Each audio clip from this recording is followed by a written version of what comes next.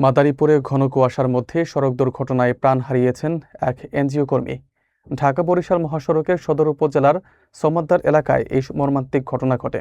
নিহত ব্যক্তি মোটরসাইকেলে কর্মস্থলে যাবার পথে দুর্ঘটনার শিকার হন। তবে ঘটনার পর ঘাতক যানটি শনাক্ত করা সম্ভব হয়নি। বিস্তারিত থাকছে এস.এম. আজহার হোসেনের তথ্যচিত্রে। মাদারীপুরে ঘন কুয়াশার কারণে সৃষ্ট সড়ক দুর্ঘটনায় সুমন সর্দার নামের এক এনজিও কর্মী নিহত হয়েছেন। রোববার সকাল 8টার দিকে মাদারীপুর সদর উপজেলার সমদ্দার এলাকায় ঢাকা-বরিশাল মহাসড়কে এই দুর্ঘটনা ঘটে। নিহত সুমন সর্দার শরীয়তপুর পৌর এলাকার তুলাসার গ্রামের বাসিন্দা এবং মোহাম্মদ তাজুল ইসলামের ছেলে।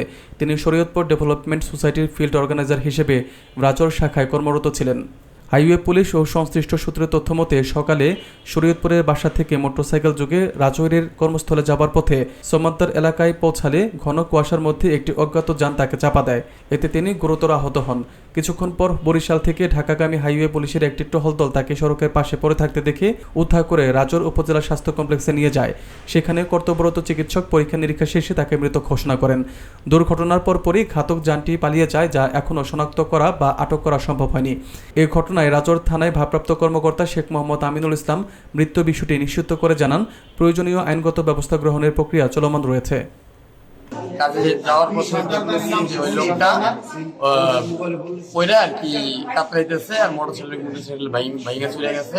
কোন গাড়িতে মারছে গাড়িগুলো আমরা দেখিনি, ঠিক আছে।